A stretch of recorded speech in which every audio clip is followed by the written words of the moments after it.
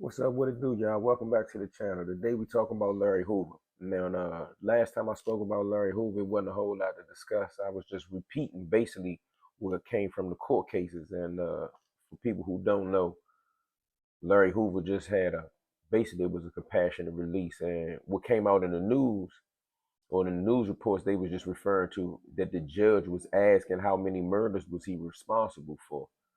Now, just to hear that, that's not a real good breakdown of it. So I'm gonna read it straight off the case for you to understand. But according to the courts, when they ruled on this order, because Larry Hoover or Larry Hoover's defense team filed to disqualify the judge for it. Now, I thought the judge was specifically asking Larry Hoover's defense team how many murders was he responsible for, being as though the government was attributing any murder or any act of violence committed by the Gangster Disciple organization. They was going to give him that beef for basically going back almost 30 years, which I think is crazy. But however, after I read this order, the judge, which they're alluding to as the courts, they're saying that this is what the government is presenting in opposition to his reduction of sentence or him being granted a compassionate release. So, in layman's terms, the government is saying he's responsible for multiple murders that's committed by the group or the organization, whether he was a part of it or whether he did that at all. This motion right here, this motion is called a Amicus Curiae brief in support of defending Larry Hoover. Now, I didn't know what a Amicus Curiae filing was, so I had to look it up. Amicus Curiae is a brief or some information filed by someone who is not necessarily connected to the case, they say, but it's also a Latin term that means friend of the court. So I did some research, and a lot of time when people file briefs like this, it may not even be the person's attorney or defense team at all. It's someone that's bringing awareness to the court about an issue that won't just affect this defendant. And in this case that we're talking about, this defendant is Larry Hoover, but it could affect defendants abroad. So I'm gonna just read it and then I'm gonna break down some of it and I'm gonna skip some of it. But I'm doing this one because I've been getting a whole lot of requests asking about what's up with the Larry Hoover situation. And even me myself, I was interested in the Larry Hoover situation and what they were doing. Like this man this man 74 years old. He's been in jail 50 some years. I know that this is a land of law and order and people must be held accountable, but not to pass the buck on that, but lately in world news and like on the nightly news, I've been seeing them talk about people like the Menendez brothers, right? And I hate to compare this case to that case, but let's be for real, bro. If the whole world, Hollywood included, is saying that the Menendez brothers deserve another chance in court, I'm not even saying in freedom.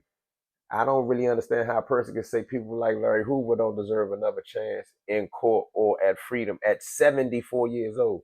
So let's just jump straight into it. Amicus Curiae brief in support of defendant Larry Hoover. This was just filed on 4/11. This is basically the other day. This is something new, and I didn't see a lot of people who cover law or Larry Hoover news do this. So shout out to Chicago, shout out to Shorty G.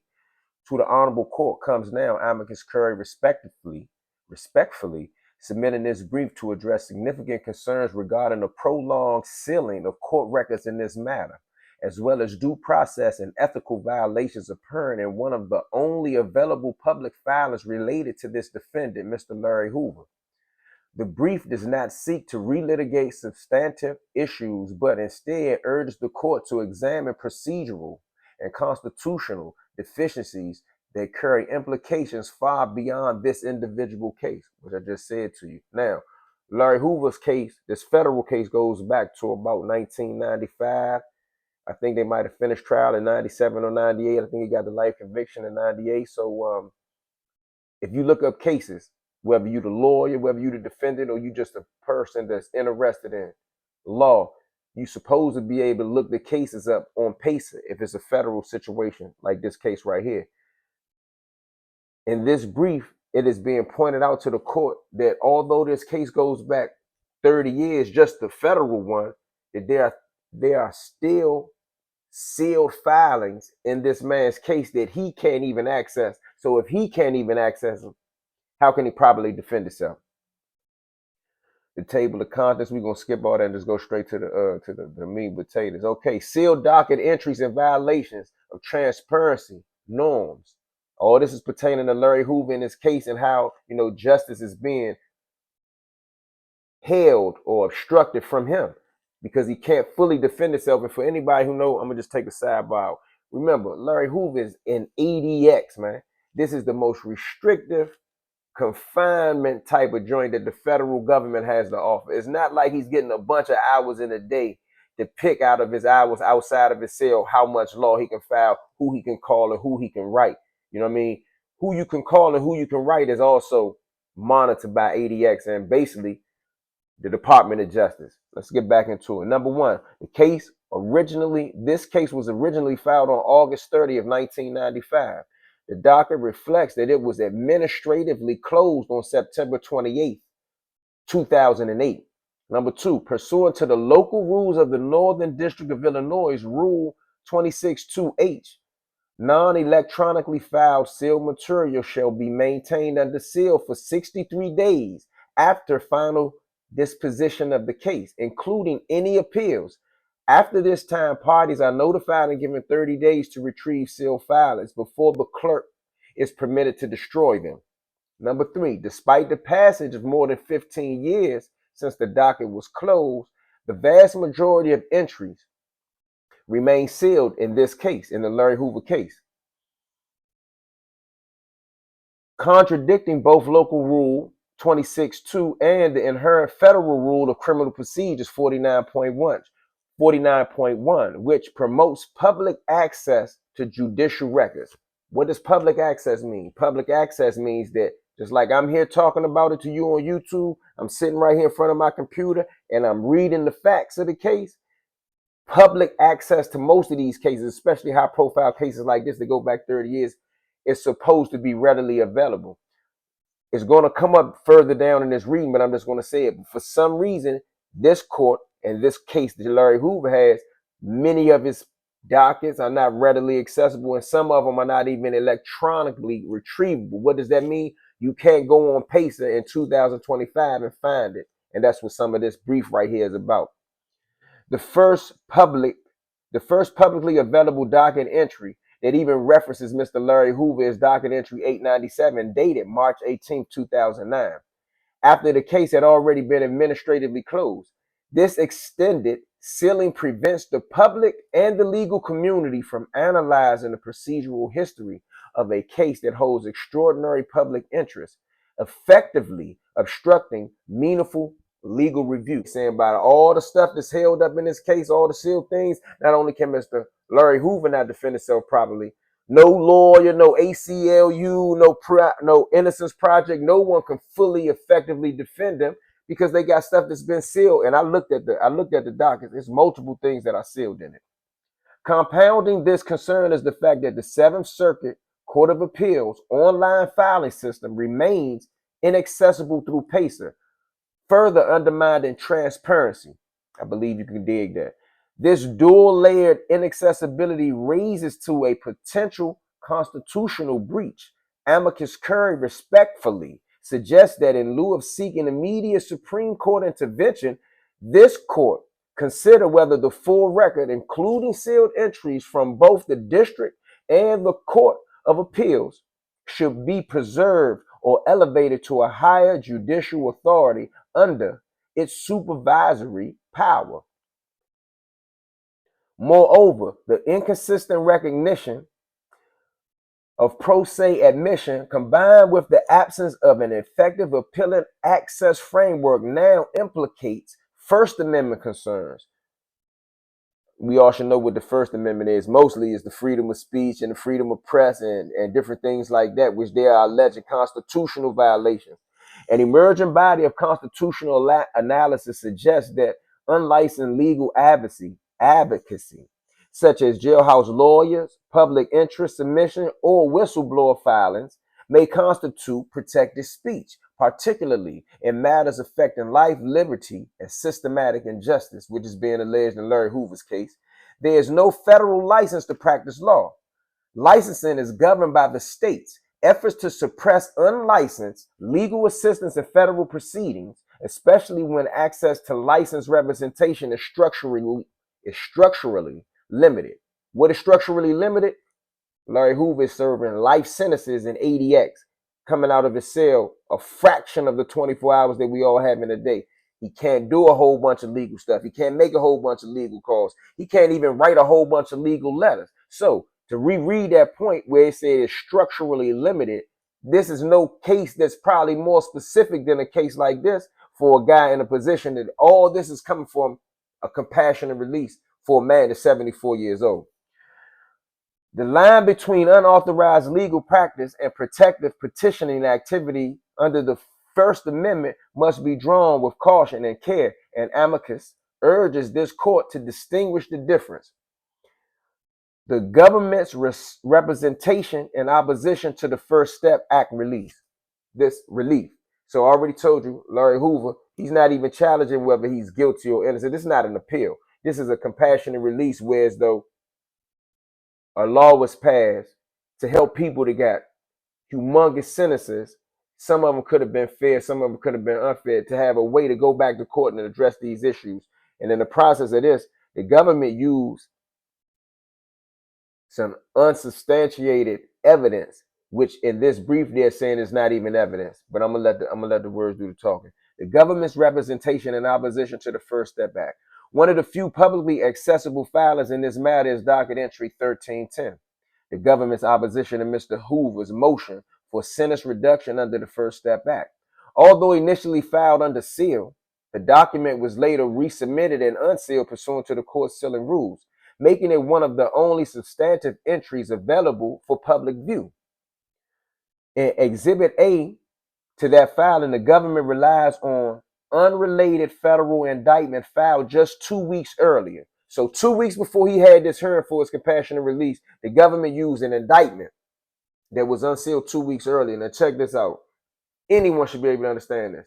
The government, the U.S. Attorney's Office, who was in opposition to his compassionate release, cited an indictment, didn't cite who was the author. That means they didn't say who signed it, what U.S. attorney did it, what court it was in, and who alleged the facts that allege that Larry Hoover's not even charged in the indictment. His name only comes up as a name drop to attach him to some Gangster Disciple or some GD allegations, and to attach GDs and violence attached to them in this paperwork to Larry Hoover. But if you listen further on down here, it's going to explain how none of it was even proven and how that's against the law as well. In Exhibit A to that filing, the government relies on unrelated federal indictment filed just 2 weeks earlier, an indictment in which Mr. Hoover is not named as a defendant and which remained unadjudicated at the time. Unadjudicated meaning no court made a decision on it. They just freestyling, as we say in the urban world. Despite this, the government invokes references to Mr. Hoover made in that indictment by an unidentified prosecutor to suggest his continued influence and gang-related notoriety with no proof. This tactic raises grave evidentiary concerns. The use of third-party allegations not subject to adversarial testing or judicial findings constitute impermissible reliance on extrinsic evidence to establish character or propensity in violation of federal rules of evidence 401, 403, and 404. It further undermines the constitutional presumption of innocence, a principle deeply embedded in American law since Coffin versus the United States, which is a Supreme Court case, and safeguarded by the 5th and 14th Amendments. All right, Hoover got constitutional issues here. The government submission fails to identify the author of the reference indictment. As I mentioned, the author of the reference indictment. So this U.S. attorney sat in open court and read these allegations, didn't say where they came from, didn't say who wrote them, and had no proof of the allegations even being, I'm going to use their word, adjudicated. There was no conclusion to it. No judge or no authority said that it was true. Now, this man's 74 years old and y'all in here still playing evidence games.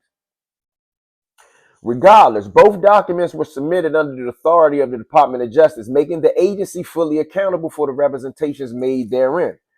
The attempt to rely on untested, prejudicial material without disclosure of authorship or evidentiary foundation raises not only the due process concerns, but also potential violations of Federal Rule of Civil Procedure 11B and others, particularly Rule 3.3, candor towards the tribunal.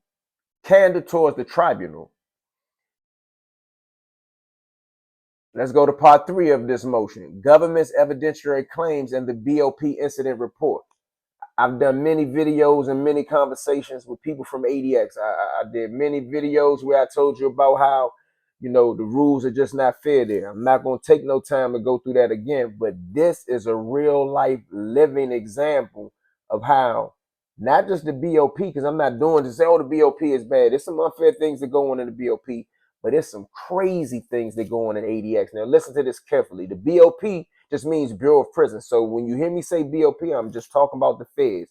And in Larry Hoover's situation, I'm only talking about ADX, Florence, Colorado. Now, we're talking about what's called Exhibit B. Exhibit B to the government's filing includes a Bureau of Prisons, BOP, incident report. They're using the BOP incident report to oppose his reduction of sentence or him being released from incarceration. The incident report involving a separate inmate who allegedly possessed coded language concealed in a personal dictionary. The sole basis for linking Mr. Hoover to this alleged message was the fact that he had previously ordered the same commissary item, a dictionary. Despite no evidence indicating that Mr. Hoover ever saw, possessed, or interacted with the specific item in question, nevertheless, the BOP imposed sanctions against Mr. Hoover under Code 296, use of mail for abuse other than criminal activity. This occurred despite not only the absence of any direct or circumstantial evidence that Mr. Hoover authored, received, or transmitted the alleged communication, but also the disciplinary report itself explicitly acknowledging that Mr. Hoover had no direct involvement. The BOP in ADX, in the disciplinary report, the write-up, the DR, the shot, it said it acknowledges that Larry Hoover had no direct involvement. The disciplinary hearing. The disciplinary hearing officer, DHO, if you've been to the feds, you know what DHO is, further conceded that no confidential information was deemed reliable, yet sanctions were imposed regardless. The DHO concluded with a boilerplate assertion, this is what they said to Hoover, this is what written report they gave him back, you and you alone will be held responsible for your behavior at all times. A statement that not only contradicts the report's evidentiary finding, but also introduces a prejudicial and conclusory tone unsupported by any factual record. The government has failed to articulate any meaningful connection between this incident and Mr. Hoover. The so-called code analysis consists of just 2 pages, each marked with arbitrary highlights and a vague word count. Remarkably, both pages are labeled number 1, a detail that calls into question the integrity and sophistication of the alleged covert communication. The government's position required the court and the public to accept that another inmate developed an advanced encrypted message system akin to military-grade code work or historical cryptology, only to undermine the operation by misleading both pages identically. This internal inconsistency severely weakens the government's theory of sophisticated clandestine exchange and calls into doubt the credibility of the evidentiary foundation upon which sanctions were based. They basically saying that if someone was smart enough to write in an encrypted code and a secret code language, why would they not be intelligent enough to make the pages different, or why would they be so simple as trying to make the pages the same? Either way you interpret it, it doesn't fit what they're saying. And at the disciplinary hearing, they found that there was no confidential information to support it, and none of the stuff linked to Larry Hoover was a part of it. Yet they still saying that we're going to sanction you and punish you for it. This tenacious connection when paired with significant punitive consequences, raises legitimate concern that Mr. Hoover's access to the mail system and by extension his ability to receive legal documents and court-related correspondence has been significantly curtailed, strategically curtailed. Such restrictions, when not grounded in reliable evidence or due process, threaten to obstruct a defendant's constitutional right to meaningful legal participation. What did I say? Participate in his own defense. Even more troubling is the government's reliance on the same flawed disciplinary incident 6 years later. They not only use this fraudulent, I'm going to use their word, they not only use this flawed and this messed up disciplinary report the first time, but as he came back up to challenge this stuff again, they use the same thing again. Even more troubling is the government's reliance on this same flawed disciplinary incident 6 years later as part of its justification for denying Mr. Hoover relief under the First Step Act, to recycle an unsubstantiated administrative sanction as the basis for continued incarceration not only goes against due process principle, but may also implicate the 13th Amendment's prohibition against involuntary servitude. And they getting deep, particularly where ongoing imprisonment is predicated on legally and factually defective proceedings. Finally, the BOP's own internal summary stating that confidential information was used by the DHO determined to be reliable because, and they put NA beside it. So they said all those jazzy words, confidential information was used by the DHO and it was determined to be reliable. But when they are forced to give a reason, the reason is written NA. Is legally incoherent and fails to satisfy the minimal procedural guidelines outlined in Wolf versus McDonald, which is a Supreme Court case, which states if no foundation is offered for the reliability of confidential information, it cannot lawfully serve as the basis for disciplinary sanctions or as a collateral barrier to statutory sentencing relief. They quote Big Law. If the court's inherent responsibility to correct the record, Section 4, the court's inherent responsibility to correct the record and exercise discretion where justice demands it. Now check this out. In light of the constitutional deficiencies, evidentiary irregularities, and sealed record concerns outlined in the above, Amicus Curiae respectfully urges the court to revisit its proud denial of the First Step Act release to Mr. Hoover, not by way of procedural motion, through its own inherent authority and responsibility to correct the record where justice so clearly compels it to. Mr. Hoover is now 74 years old, has spent over half a century in federal custody under a sentence that predates both the First Step Act and the modern understanding of rehabilitation, restorative justice, and the urgent need to correct structural disparities in sentencing. And we all know what structural disparities is, right? Like blacks and white sentence different, rock and powder, crack and powder cocaine sentence different. It used to be 100 to 1, now it's 18 to 1. It's still a disparity. Mr. Larry Hoover was married in January of 2020, yet has never been able to embrace his wife. His reality is marked not by violence or threat, but by the ongoing erosion of his human dignity under a system that continues to treat speculation as evidence and procedural technicalities as barriers to meaningfully review his case. The First Step Act was passed not only to correct excessive sentences, but to offer hope and accountability, both for individuals and for the institutions responsible for their confinement. It was never intended to be undermined by the kind of speculative and facially defective evidence advanced by the government here in Hoover's case, to deny relief based on a report that the Bureau of Prisons itself admitted relied on no reliable confidential information.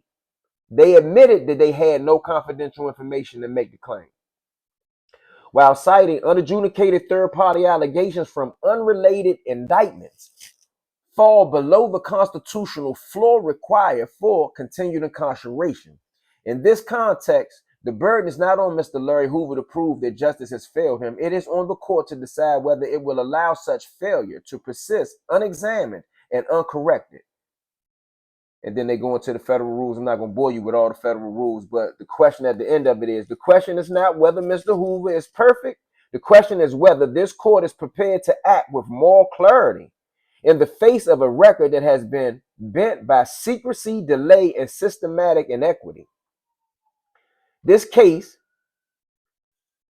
is and always has been bigger than one man. It's bigger than Hoover, I believe that too, given the unique cultural, racial, and legal significance of this matter, not just in Chicago, but in the history of the federal criminal law. This court has the rare opportunity to chart a different course.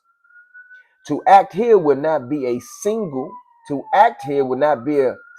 weakness, but a judicial strength, a kind of constitutional reverse to the shot heard around the world, not the beginning of a war, but the correction of one that never should have been waged in the shadows. Amicus Curiae does not presume to speak for Mr. Hoover, as I told you, or for the community most impacted by his story, but in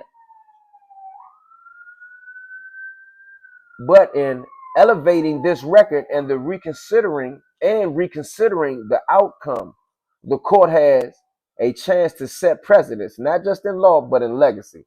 In conclusion, the record in this matter reveals more than mere procedural error. It exposes a pattern of institutional vagueness, evidentiary misconduct, and constitutional neglect that demands this court's attention. When decades-old docket entries remain sealed in defiance of local rules, when character allegations are lifted from unrelated and untested indictments, and when a disciplinary sanction admitted to lack of reliable information becomes the linchpin of ongoing incarceration, the very legitimacy of judicial process is placed at risk. This court has both the authority and the obligation to restore integrity to that process. Mr. Hoover's continued imprisonment under these circumstances did not reflect a functioning system of justice. It reflects the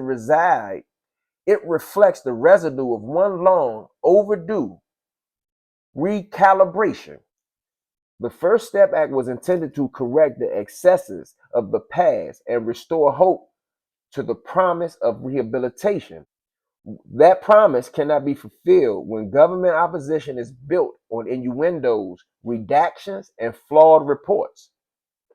Amicus Curiae submits this brief not to relitigate guilt or innocence, but to advocate for constitutional consistency, evidentiary accountability, and judicial courage.